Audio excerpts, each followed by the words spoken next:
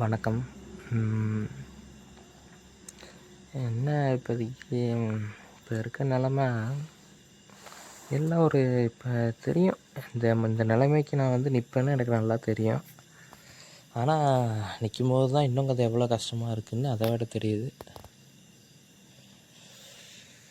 எப்படி சொல்கிறது, இப்போ தான் இந்த நீட் எழுதி முடித்தேன். ஒரு வாரம் ஆயிருக்கு. ஒரு வாரமாக ஏதோ ஒரு வருத்தம், ஒரு அமைதியாக இருந்தேன். ஒன்றுமே தோணல. யாராவது பேசுவாங்க, சரி கொஞ்சம் அதாவது இடம் கேட்டானுங்க. அதாவது அவங்கெல்லாம் எப்படி கேட்குறானுங்கன்னா, இவன் ஜெயிக்கிறானா தோக்குறானா, நம்ம என்ன ஆகுறோம், அது மட்டும்தான் அவனுக்கு நினைக்கிறானே தவிர நம்ம என்ன, நமக்கு நல்லதாக பேசணும்ல யாரும் நினைக்கிறதில்ல. என்ன ஆகுறான், அவன் என்ன ஆகுறான், இவன் என்ன ஆகுறான்னு தெரிஞ்சுக்க மட்டும்தான் நினைக்கிறானுங்க. அதை விட நினைக்கிறானுங்கன்றத விட ஒரு ரெண்டு இது வாழ்க்கையில் இந்த நொடிக்கு எனக்கு சின்ன வயசுலேருந்து பேச யாரும் ஃப்ரெண்ட்ஸ்லாம் இருந்ததே இல்லை. நான் கொஞ்சம் வித்தியாசமானவன் தான். எனக்கு ஏடிஹெச்டியும் இருக்குது. அதனால் நான் ரொம்ப லைட்டாக ஒரு மாதிரி துருன்னு வித்தியாசமாக இருக்கிறனால எல்லோரும் என்னை வியர்டாக மட்டும்தான் பார்ப்பானுங்க. இது தவிர யாரும் என்ன தான் விஷயம்லாம் பேச மாட்டானுங்க. நான் பாட்டு உட்காந்து தனியாக யோசிச்சுட்ருப்பேன். அகாடமிக்ஸும் பர்ஃபார்ம் பண்ண மாட்டேன். ரொம்ப 10த்துலேயும் ஒன்றும் பேசாமல் இருப்பாங்களே. அது கொரோனா, நான் கொரோனா பர்ஃபெக்டான கொரோனா பேட்ச். அதில் நான் 10த்தும் ஆல் பாஸ் தான், 11த்தும் ஆல் பாஸ் தான். 12த்துலேயும் 439 தான் எடுத்தேன். எடுத்து போட்டு சரி என்ன விளாண்டு இருக்கும்போது நீட் எடுத்து இப்போ படித்து நீட்டும்னா அப்படியே அதுவும் ஒரு சிக்கல் தான். எங்கள் அப்பா ஆசைப்பட்டாருன்னு எடுத்தேன். எனக்கு அது ஆசையானு என்னாலேயே அது தெரிஞ்சுக்க முடியாது. அது எப்படி சொல்கிறது, எங்கள் அப்பா ஆசைப்பட்டாருன்னு அதை சொல்லி சொல்லி சொல்லி அது ஒரு வேளை எனக்கும் ஆசைன்னு நினச்சிக்கிட்டேன்னா இருக்கலாம். இன்றைக்கி ஆசை வேறு மாதிரி இருக்குது. ஆனால் அதுக்கெல்லாம் யாரும் விட மாட்டாங்க. நம்மளை இவ்வளோ தூரம் தாண்டி வந்துட்டேன்.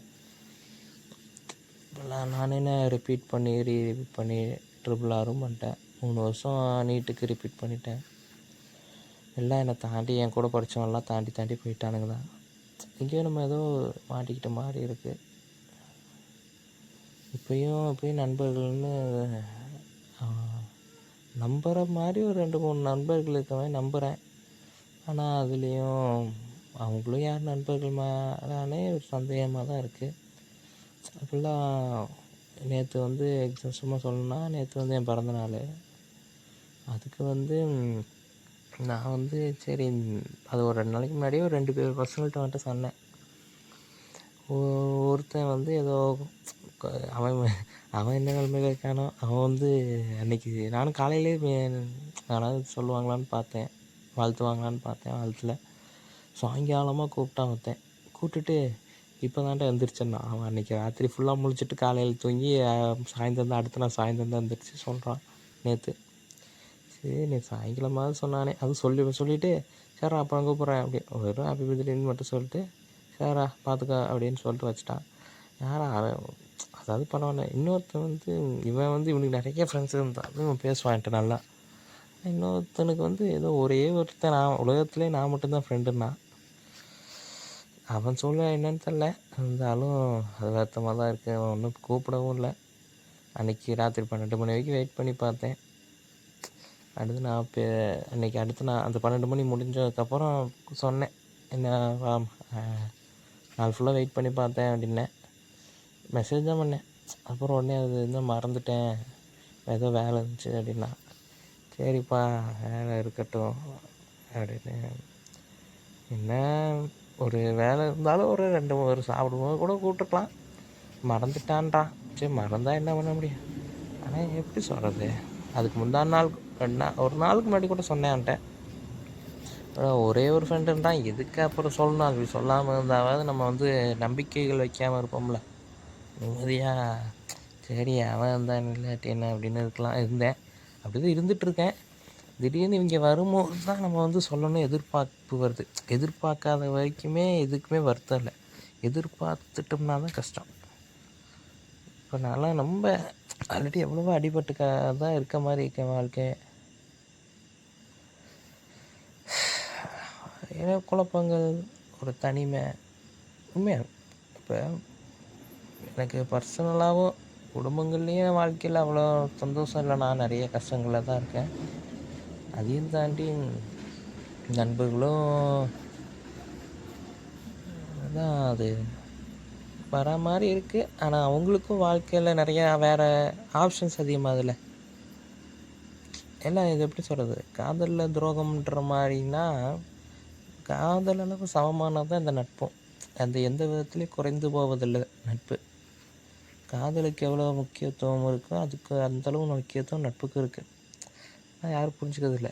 ஏன்னா இப்போ அவருக்கு என் நண்பனோட காதலிக்கு பிறந்தநாள் வரும்போது ரொம்ப ஆரவாரம் பண்ணி என்கிட்ட சொல்லி எல்லாம் 20 பேரை வைத்து கேக்கு வெட்டி ஆதாந்தூன்னு பண்ணார். நமக்கு என்ன ஒரு வாழ்த்து தான் ஆசைப்பட்டோம், நடக்கலைன்னா எப்படி சொல்கிறது, வருத்தம் தான். வருத்தம் இல்லைன்னு சொல்ல முடியாது, வருத்தம் தான். இருந்தாலும் அவ்வளோ புரியாத ஆள் நான் இல்லை. இருந்தாலும் வருத்தத்தை மட்டும் தான் நான் சொல்லிக்கிறேன். ஒரு புலம்பல்ன்ற மாதிரி தான் இது லைட்டாக. அதுதான் இனிமேல் நமக்கு என் மனசில் நிறைய தோணிக்கிட்டே இருக்கும். நிறைய விதவிதமாக என்னென்னமோ தோணும். பேசுறதுக்கு யாராவது வேணும்னு நினைப்பேன். ஆனால் எதிரிலேருந்து ஒருத்தர் பேசினா தானே பேச முடியும். ரொம்ப ஒரு தனிமை வரும்போது எனக்கே மனசுக்குள்ளே அந்த இது கொஞ்சம் அது கிரிப் இல்லாமல் போயிடுவேன் நானே லைட்டாக. ரொம்ப தனிமை. மனுஷங்களே தனிமையாக இருக்கிற உயிரினமே இல்லை, ஒரு சோஷியல் அனிமல் தான் நம்மலாம். அந்த விதத்தில் நம்ம ஒரு தனிமை நம்மளை தாக்குது, பேசக்கூட ஆள் இல்லாத மாதிரி இருக்குன்னா, ஏதோ எங்கள் அம்மா இருக்கனால பேசிகிட்டு இருக்கேன். ஆனால் எங்கள் அம்மாட்டையும் எவ்வளோ பேச முடியும், நிறைய பேச அவங்களுக்கு அது புரியவும் புரியாது. நிறைய நம்ம என்ன பேசுகிறோம், நமக்குள்ளே இருக்க என்ன டாபிக்ஸு. எங்கள் அம்மாவுக்கு ஒன்றுமே எங்கள் அம்மா கொஞ்சம் வேறு மாதிரி, அவ்வளோ விவரமான ஆள்லாம் இல்லை. ஆனால் நான் பேசுகிறேன், நான் பொலிட்டிக்கலும் பேசுவேன், இல்லை சினிமாவை பற்றி பேசுவேன். சினிமா எனக்கு சினிமானா ரொம்ப பிடிக்கும். சினிமானா உயிர். அதில் அதை பற்றி நான் இன்னும் நிறையா பேசுவேன் நினச்சா. ஆனால் இப்போதைக்கு இன்றைக்கி ஒரு நாளைக்கு அதை போக போக கொஞ்சம் கொஞ்சமாக இனிமேல் பேசலான்னு அதான் பேசி இதில் என்ன சொல்லலாம், டெய்லியும் என்ன சொல்கிறேன்னு சொல்லலான்னு இருக்கேன். பார்ப்போம் டெய்லியும் என்ன பண்ணுறேன் அப்படி, அதுக்கப்புறம் என்ன யோசிச்சுட்ருக்கேன், அதெல்லாம் இதில் போடலான்னு இருக்கேன். சரி, இப்போ இன்னைக்கு எனக்கு 20 வயசு ஆகிப்போச்சு. நேற்று 20 வயசு ஆயிடுச்சு. இன்றைக்கி 20 வயசோட முதல் நாள், ஒரு தொடக்கம். 12 மே 2025. இனிமேல் இந்த தொடக்கத்தில் என்ன நடக்குதோ அதை நம்ம கட்டமைப்பது நம்ம கையில் தான் இருக்குது. பார்த்து என்ன பண்ணலான்னு செய்யலாம். நன்றி.